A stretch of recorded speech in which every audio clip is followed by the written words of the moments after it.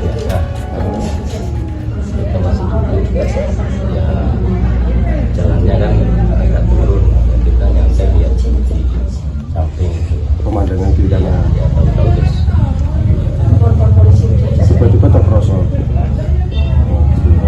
Ada aba-aba supir ya Pak mungkin? gimana? Ada aba-aba dari supir ya pas ketika sebelum kejadian? Ada nggak mas? Enggak ada. Ada. Saya nggak dengar itu. Ada nggak? Jadi tiba-tiba terperosok gitu Pak. Ya seketika, hanya seketika saya langsung gitu. Seketika. Tahu-tahu jatuh kalau ketujuh.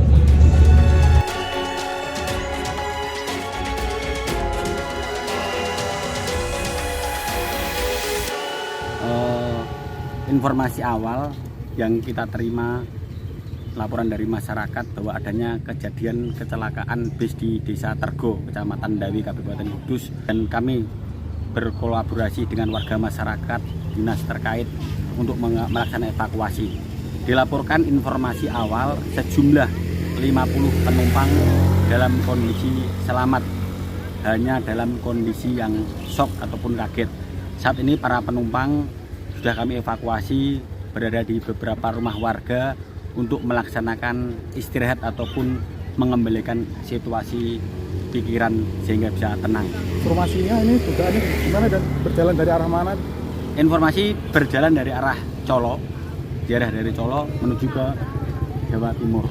Informasi awal seperti itu. Untuk penyebab kejadian kecelakaan masih dalam proses penyidikan. Ini rombongan dari mana kemarin? Rombongan dari Lampung Timur. Lampung Timur. Berjarah ya? Berjarah.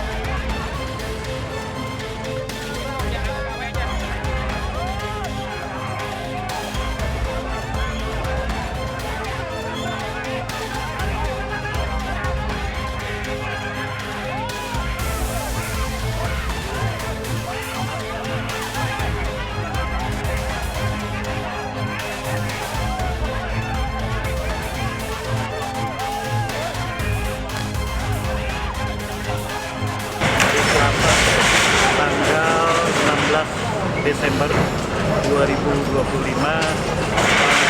Yang kita ketahui, kita sedang melaksanakan kegiatan penertiban ya.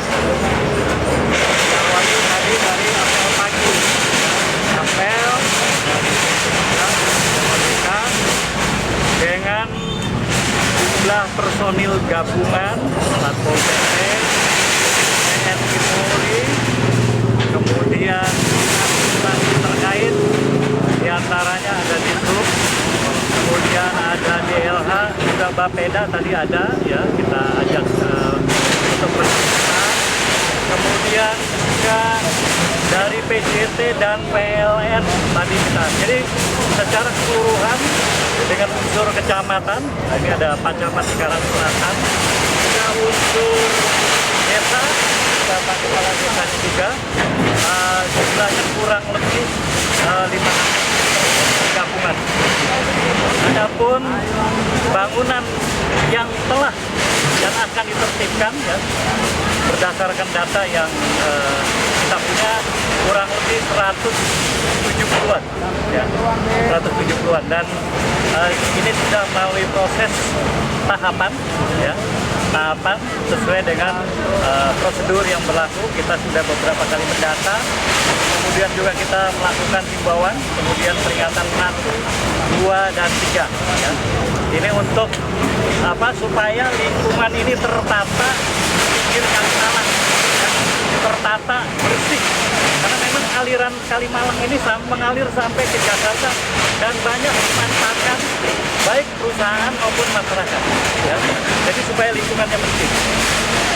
Bahkan ada yang bertanya, Pak, kenapa di bibir sebelah sini saja? Ya. Ini bertahap, Pak. Kenapa tadi kita dengan Bapeda ya, Bapeda. Nah, untuk sebelah sana itu pun sudah ada perencanaan ya, sudah ada perencanaan. Namun demikian harus dikolaborasi penertiban, kemudian apakah ada pelebaran, kemudian apakah akan membuat taman dan lain sebagainya ya. Jadi tidak nanti ketika kita tertibkan ini tidak kembali lagi membangun. Contoh di Babelan, di Pulau Timaha sudah kita tertibkan, kemudian kembali lagi membangun. Nah, ke depan nanti kita kolaborasi dalam hal perencanaan ya, perencanaan pasca penertiban nanti seperti apa. Ya. Pak, sempat ada penolakan nggak Pak dari warga? Ya biasa, yang namanya penertiban ya, itu pasti ada yang menerima dan ada yang menolak. Ya pasti itu sudah ya, dimanapun. Bang, setelah dilakukan eksekusi ini rencananya akan dibuat apa Bang? Kita tahu bahwa ini adalah jalan yang menuju arah Pemda Kabupaten Bekasi.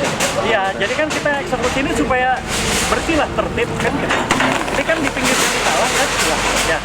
Nah, supaya ini airnya bersih gitu dan tertata. Mungkin nanti kita akan koordinasi lagi dengan baik pemerintah daerah yang terkait seperti PJT atau BPWS akan dilakukan. Mungkin ada yang sudah roboh-roboh, bagaimana nanti tindak lanjutnya kan gitu, supaya betul-betul dipakai. Bekas-bekas ini dapat dengan kan gitu. Sejauh ini dengan lakunya eksekusi sendiri memang sudah ada tahapan-tahapan yang tadi Abang bilang ya? Ya. Dan sebenarnya ada dari warga ada penolakan, apakah tidak ketahuan warga atau gimana? Nah, sebetulnya semuanya sudah tahu dan ya secara aturan kan mereka tinggal di bantaran kali.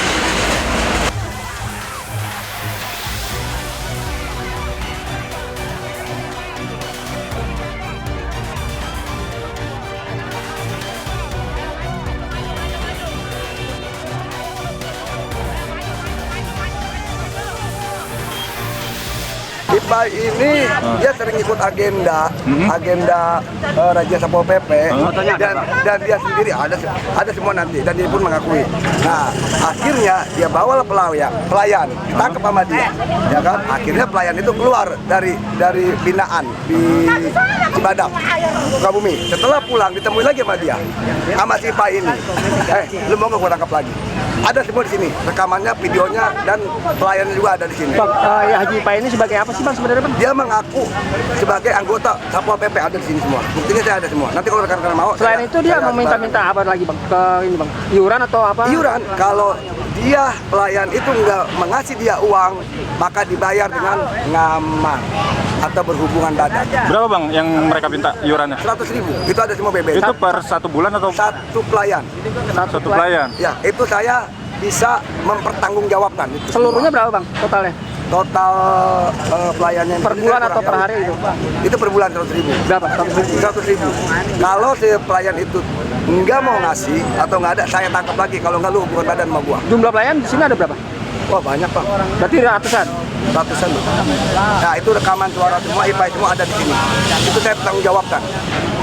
Itu sudah lama Bang? Udah lama itu udah lama. Karena kenapa pelayan pada takut sama dia? Karena dia sendirilah yang menangkap pelayan itu.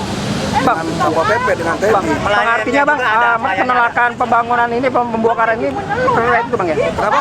Pembongkaran pembangunan ini artinya terkait itu. Minta saya memberikan data itu kan? Sampai saya sendiri ketemu sama IPAI, dia kan pengen disebutnya Pak Haji. Iya.